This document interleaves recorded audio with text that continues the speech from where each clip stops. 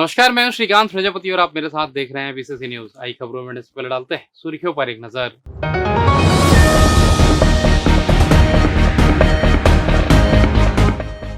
समर्थन मूल्य के लिए पंजीयन शुरू, धान के लिए सरकार ने जारी किया आदेश। युवक ने लगाई फांसी, पुलिस जुटी जांच में। जिले में मलेरिया की दस्तक, कलेक्टर निकले फील्ड पर। करोड़ों की चोरी का मामला, पुलिस उलझी, मामला अनसुलझा।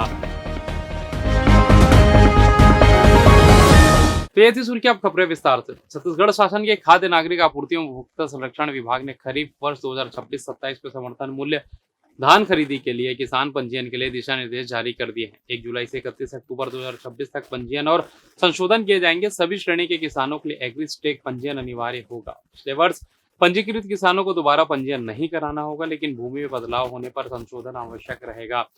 नए किस्मों के वन पट्टाधारी, डूबान, संस्थागत और बटाईदार किसानों के लिए भी अलग अलग प्रक्रिया तय कर दी गई है। छत्तीसगढ़ हाईकोर्ट ने प्रदेश में आवारा कुत्तों के काटने की बढ़ती घटनाओं, रेबीज के खतरे और राष्ट्रीय राज्य राजमार्गों पर घूम रहे आवारा मवेशियों के प्रभावी प्रबंधन को लेकर गंभीर चिंता जताई है। चीफ जस्टिस रमेश सिन्हा और जस्टिस रविंद्र कुमार अग्रवाल की डिवीजन बेंच ने राज्य सरकार को इस पूरे मामले की लगातार निगरानी करने के निर्देश दिए हैं। सुनवाई के दौरान मुख्य सचिव ने कोर्ट के पूर्व आदेशों के पालन में शपथ पत्र पेश किया। इसमें सुप्रीम कोर्ट के दिशा निर्देशों और animal welfare board of India की मानक संचालन प्रक्रिया के अनुरूप राज्य सरकार द्वारा उठाए गए कदमों की जानकारी दी गई। राज्य सरकार ने कोर्ट को बताया कि आवारा पशुओं और कुत्तों के प्रबंधन के लिए विभिन्न स्तरों पर कार्रवाई की जा रही है। इस पर डिवीजन बेंच ने सरकार के प्रयासों पर संतोष जताया, लेकिन कहा कि यह मामला सीधे आम लोगों की सुरक्षा और स्वास्थ्य से जुड़ा हुआ है।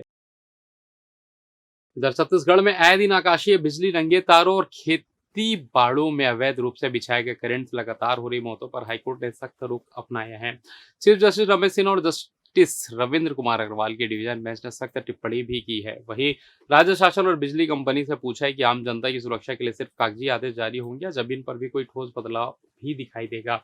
हाईकोर्ट ने यह भी सवाल किया कि इस संबंध में बनाया जा रहा एसओपी का क्या हुआ। डिवीजन बेंच ने सीएसपीडीसीएल से 18 अगस्त तक स्टेटस रिपोर्ट देने के निर्देश दिए हैं। केस की अगली सुनवाई अब 18 अगस्त को होगी। हाईकोर्ट ने ऊर्जा विभाग के प्रमुख सचिव और बिजली कंपनी के एमडी को निर्देश दिया कि केवल सर्कुलर जारी करने, कमेटी बना देने से जिम्मेदारी खत्म नहीं होती। एसओपी की स्टेटस रिपोर्ट पेश करें। बताया कि 20 जुलाई को गठित कमेटी ने एसओपी और सेफ्टी पॉलिसी के क्रियान्वयन में अब तक क्या क्या ठोस कदम उठाए हैं, बिजली बुनियादी ढांचे की निरंतर जांच, मेंटेनेंस और सुरक्षा मानकों के कड़ाई से पालन के क्या कदम उठाए गए।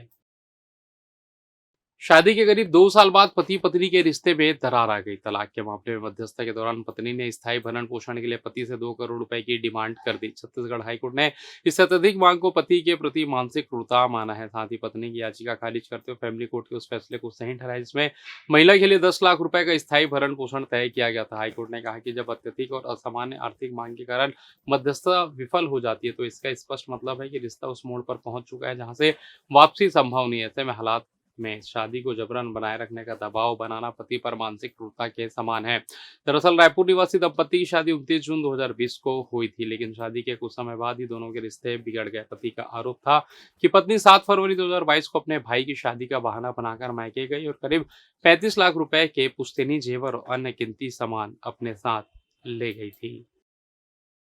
पचपेड़ी थाना क्षेत्र के ग्राम खपरी में शुक्रवार सुबह एक 19 वर्षीय युवक का शव फांसी के फंदे पर लटका मिलने से गांव में सनसनी फैल गई। सूचना मिलते ही पुलिस मौके पर पहुंची और शव को कब्जे में लेकर पीएम कार्रवाई के बाद उसे हॉस्पिटल भेज दिया। मिली जानकारी के अनुसार ग्राम खपरी निवासी आनंद कुमार ध्रुव रोजी मजदूरी का काम करता था। गुरुवार शाम वह घर से निकला था, लेकिन देर रात तक वापस नहीं लौटा। परिजनों ने उसकी तलाश की, लेकिन कोई पता नहीं चल सका। शुक्रवार सुबह ग्रामीणों ने गांव के नाले के पास एक पेड़ में युवक का शव फांसी के फंदे पर लटका देखा। घटना की सूचना पर तत्काल पचपेड़ी पुलिस को दी गई। मौके पर पहुंची पुलिस ने शव को नीचे उतरवाकर आवश्यक कार्रवाई और पीएम के लिए भेज दिया। पुलिस ने परिजनों और ग्रामीणों से पूछताछ शुरू कर दी। फिलहाल आत्महत्या के कारणों का पता नहीं चल पाया। पुलिस का कहना है कि पीएम रिपोर्ट और जांच के बाद ही मौत के वास्तविक कारणों का खुलासा हो सकेगा। मामले के सभी पहलुओं से जांच की जा रही है।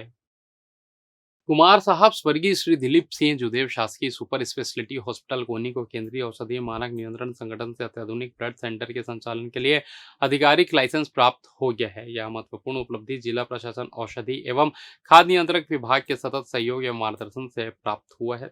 अस्पताल में स्थापित यह अत्याधुनिक ब्लड सेंटर एनटीपीसी सीपा द्वारा सीएसआर मद के अंतर्गत निर्मित किया गया है। आधुनिक उपकरणों और राष्ट्रीय मानकों के अनुरूप तैयार यह रक्त केंद्र प्रदेश के सरकारी अस्पतालों में सबसे उन्नत ब्लड सेंटर के रूप में स्थापित हुआ है। इसकी स्थापना एवं विकास में संचालक प्राध्यापक से अस्पताल अधीक्षक डॉक्टर भानु प्रताप सिंह के मार्गदर्शन तथा ब्लड बैंक के क्षेत्र में उनके 25 वर्षों के अनुभव का महत्वपूर्ण योगदान रहा है। इस ब्लड सेंटर की सबसे बड़ी विशेषता यह होगी कि यह छत्तीसगढ़ के सरकारी अस्पतालों में पहला ऐसा केंद्र बनेगा जहां सिंगल डोनर प्लेटलेट तैयार करने और मरीजों को उपलब्ध कराने की सुविधा मिलेगी। यह सुविधा डेंगू, कैंसर, बोन मैरो प्रत्यारोपण, थैलीसीमिया और गंभीर रक्त विकारों से पीड़ित मरीजों के उपचार में अत्यंत उपयोगी साबित होगी। इससे मरीजों को समय पर उच्च गुणवत्ता वाली प्लेटलेट्स उपलब्ध हो सकेंगे और निजी संस्थानों पर इनकी निर्भरता कम होगी।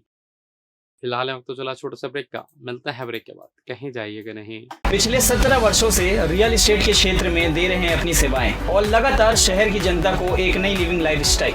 अपने कार्यों एवं सेवाओं के माध्यम से लाखों लोगों की उम्मीदों को दिया है आकार। इसलिए जिले में ही नहीं पूरे प्रदेश में इनकी पहचान है बरकरार। आपके सपनों के घर को हकीकत में बदल कर है दिखाना, इसलिए आपके लिए लेकर आए हैं भाटी आशिया।